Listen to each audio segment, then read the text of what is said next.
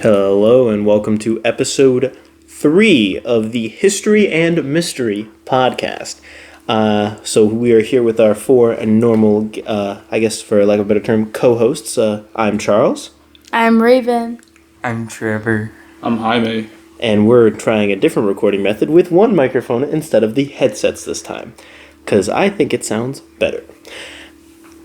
The case of the boy in a box. That is our mystery for today. It is unsolved, and recent evidence has been presented in 2022, which actually led to the identity of this boy. But we will get to that in a few short minutes. The case of the boy in the box is one of America's most haunting unsolved mysteries. In February of 1957, the body of a young, unidentified boy was found discarded in a cardboard box in a wooded Philadelphia area. The discovery launched one of the most extensive investigations in the city's history. Yet, despite widespread media attention and tireless efforts by law enforcement, the child's identity remained unknown for over 6 decades.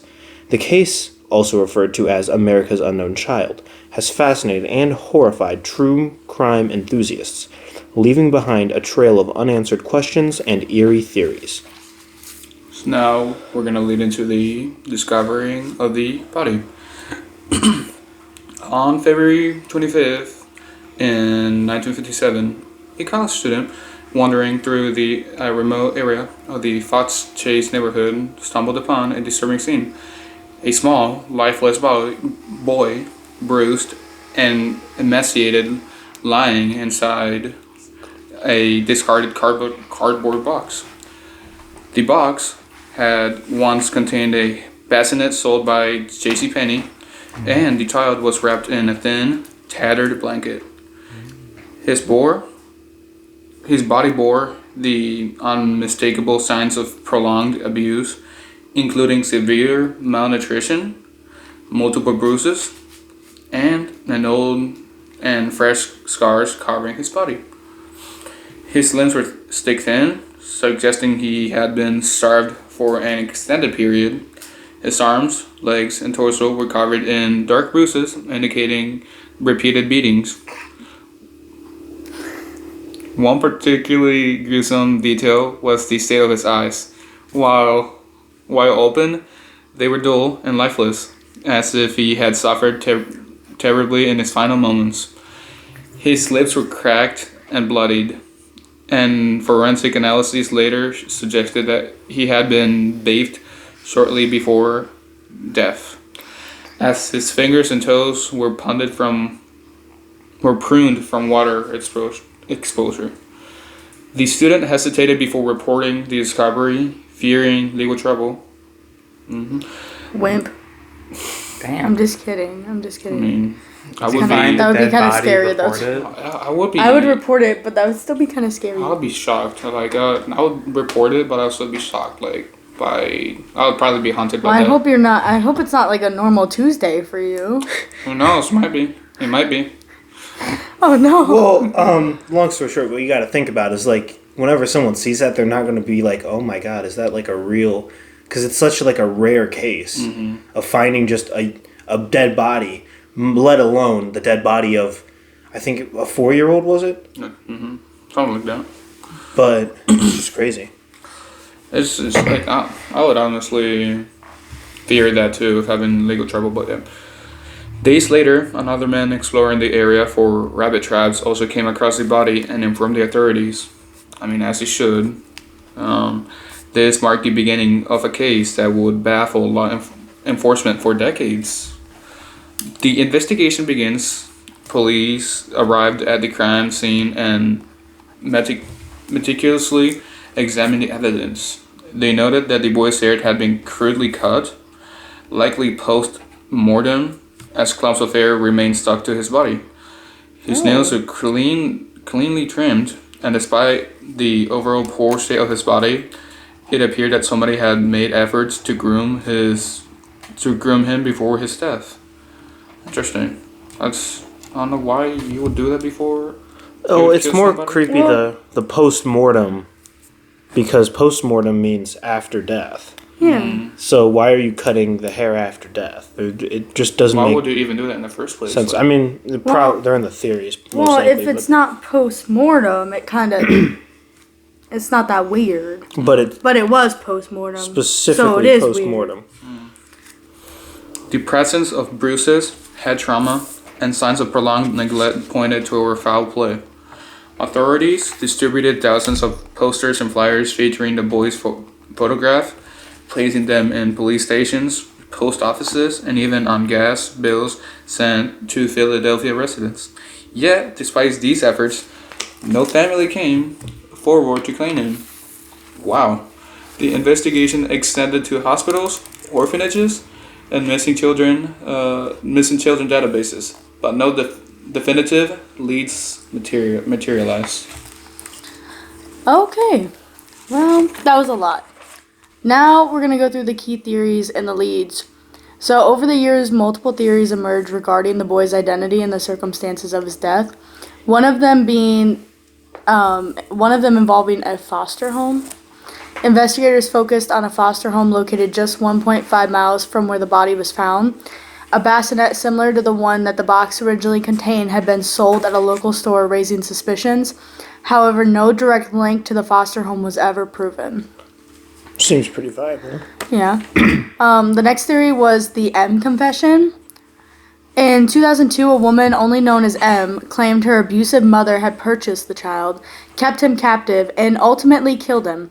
According to M, the body was subjected to severe mistreatment, forced to endure torturous punishments, kept naked in a cold basement, beaten daily.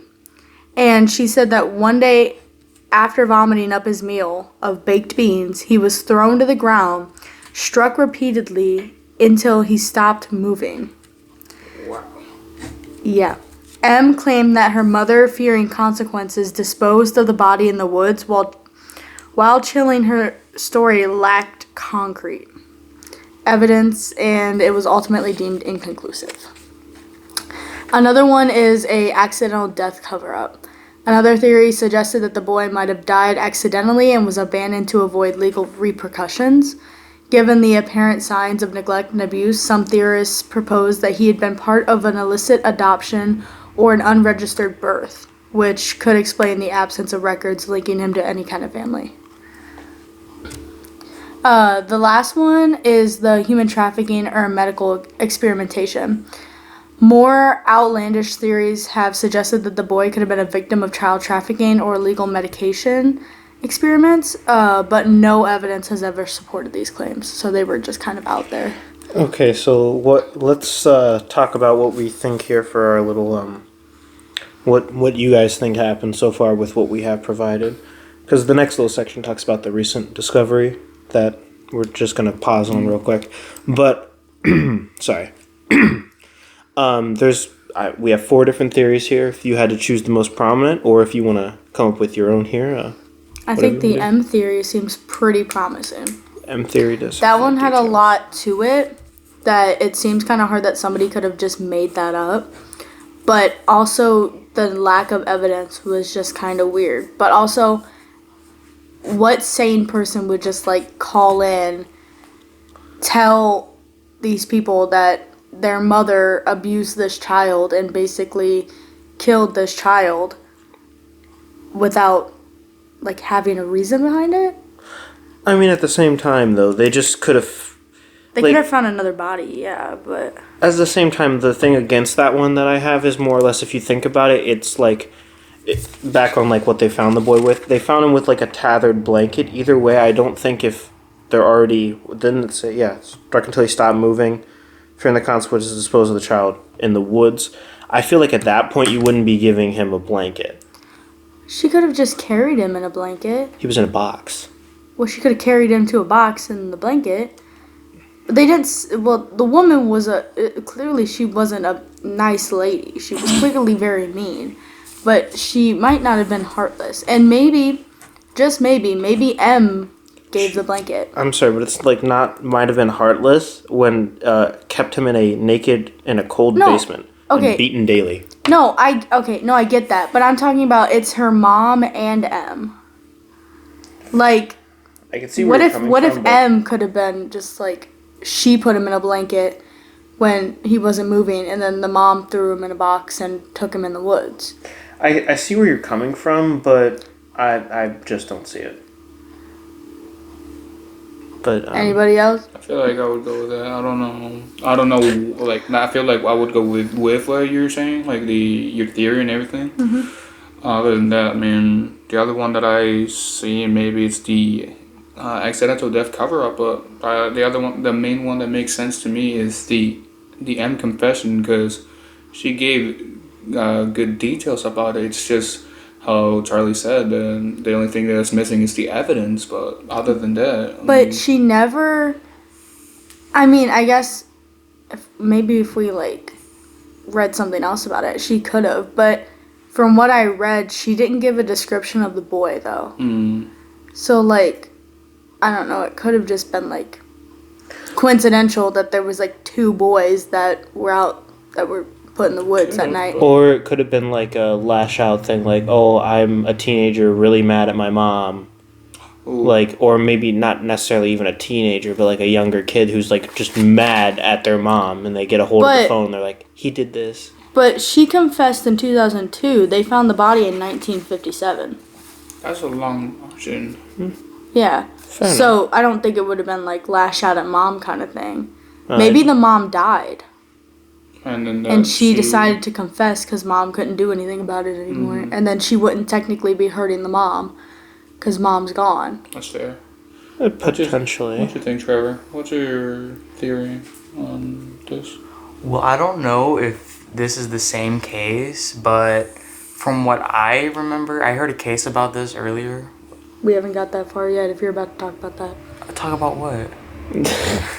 Anyways, continue. So anyways, after they released like the boys' sketches, they thought it might have been a girl, so they redrew what they thought the boy looked like as a girl. I heard about that. Yeah, so if that is the case, my thinking is it could have been like a disgruntled parent who didn't like that their daughter was born that way, so they obviously like took care of the body after they died. Yeah. So they made it look like a boy. Wait, I heard about that. That could be like, yours could kind of go into like the accidental death. Yeah. Like that would be your theory. My second one that I think is kind of like promising or is kind of there is like the foster home. Yeah. Like I like the accidental cover up. Like that one's kind of like up there for me, but the foster home one would make sense just because of like the vicinity and the fact that they have a little bit more evidence on it with the But it's the, all constant. the box and stuff. It's all coincidence. yeah, coincidental. But the other thing is if it's a foster home, they'd have more children. And you're telling me that out of all those years, not one of them would have maybe been like, I think I recognize him from my foster home. Because there's no way that they, if they were abusive to him, like, there's no way that they didn't, like, threaten the kids to be like, oh, don't tell anybody about this. But you don't think when they, like, turned 18 and they didn't get to be in a foster home anymore, and then they were out on the streets, you don't think that they were like, oh, well, now that nobody can hurt me about it, I do faintly remember this. Well, at the same time, they could have, treated those kids like shit in the house and then treated the kid like shit potentially outside the house, like in the shed But- out back. or Yeah, something but, like, that. my theory is like, Well, I'm there's saying without no meaning way it. that you could do that Without without meaning. somebody else knowing. At least one kid. Kids are very, very, like, curious. You're telling me that one of them, like, even if that was a thing, like, they had him in a different area, like, they never even introduced him to another kid, that not one of Lock the and kids, key. like, looked outside and saw them going out to a shed, and they weren't like, I wonder what's in the shed, or they were, like, playing outside or something, and they were like, oh, I hear, like, crying in a shed. Like, you don't, I mean, yeah, that's definitely. like, I don't Yeah, think bro. the foster home one doesn't make sense to the fact that unless for some odd reason he was the only kid in that foster home, which would make no sense if it's a foster home. Like, it just doesn't. Yeah, it doesn't make sense. So let's just go ahead and go through, say what you think is more prominent. I do agree with Trevor's thing on there a little bit, but if I had to vote on one, I would probably go foster home. I would go M cover up or M confession. My bad. Trevor? The accidental death. I'll go with the M confession. The confession? Alright. Well, I mean, yeah. They all have valid reasons. That's why they're all considered major theories to it.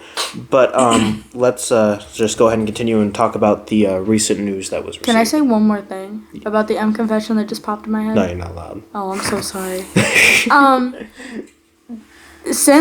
Because I pointed out earlier that it came out a long time after it, do we think that that's why there wouldn't have been any evidence? Kind of. Like, Police work in the 50s was shoddy, yeah, you got yeah, it wasn't very good police work in the 50s. But at the same time, I feel like they would have collected some evidence that would have matched the story that they wouldn't have announced to the public. Well, he didn't have much evidence. Yeah, but still. But even then, it's 2002, and even if they collected evidence that would have matched something, what's the chances that she still lived in that same house, or even in the same city, or that mom was still alive, or any of that, or even if they had evidence of it like being, oh, mom bought this. Wait, what was it called? A bassinet. If she bought that, oh, they have the receipts. Like, I don't think anybody would have had that. Okay. Unless M was really prominent about getting the story out. Like, I feel like if that actually happened, mom would have destroyed any evidence as soon as possible. If she hated the child, yeah. Yeah. Well, But- clearly she hated him. Uh, Didn't seem like she liked him very much. anyways. Okay. I'm sorry. I just wanted to throw that out there. Okay. So, forensic advances in DNA breakthrough despite extensive investigative efforts. The case remained cold for many decades. Then in 2022, a significant breakthrough occurred with the advancement of forensic genealogy. Investigators were able to extract usable DNA from the boy's remains and compare it with genealogical databases. Thanks.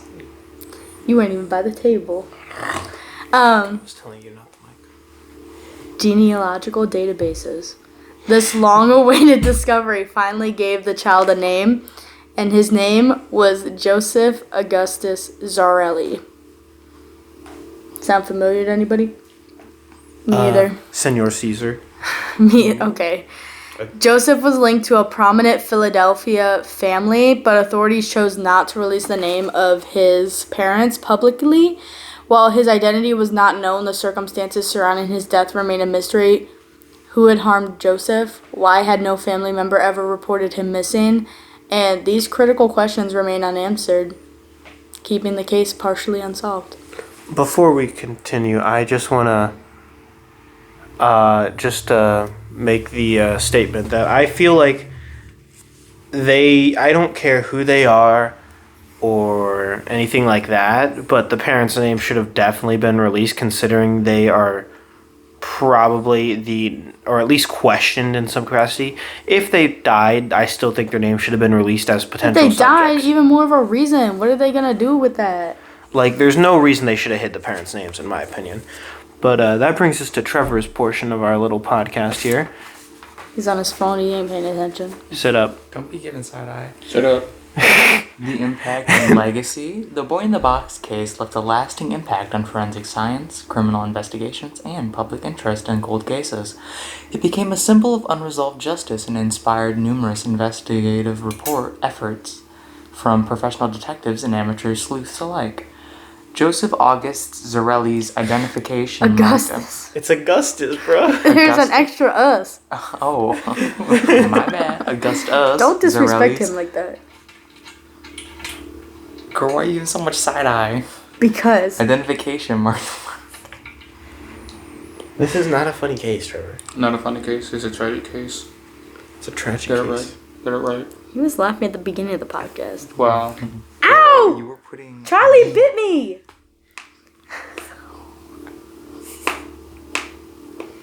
You hit me and say be quiet. You bit me. Oh my god. Yeah, sure it did. the milestone in forensic genealogy, proving the power of DNA in solving long-forgotten crimes. However, many questions persist. Was his death an accident, or was it a calculated act of violence? Who was responsible for his tragic fate? Investigators continue to seek answers, hoping that renewed interest in the case may prompt witnesses to come forward with information that could finally bring closure. In conclusion, the story of the boy in the box, now identified as Joseph Augustus Zarelli, remains one of the most heartbreaking mysteries in American history. While modern science has uncovered his name, justice for Joseph has yet to be served. The case serves as a stark reminder of the many nameless victims still awaiting justice. As forensic technology advances, there remains hope that the full truth behind Joseph's tragic death may one day come to light. Until then, his story continues to haunt and inspire those who seek the truth. All right, everyone. Thank you for tuning in for this week's episode of History and Mystery. We will hopefully see you guys next weekend or week or whatever for episode number 4. Topic to be determined still, but we'll get there. All right. So you guys have a wonderful day, afternoon, night, whatever you guys are having. Whatever Jaime ended it with in the first podcast, but Have a wonderful day, night, wherever you are. oh yeah, quote unquote. Actually, I don't know what he said the first time, but have a great day, afternoon, night, wherever you are. Jaime, say it in Spanish.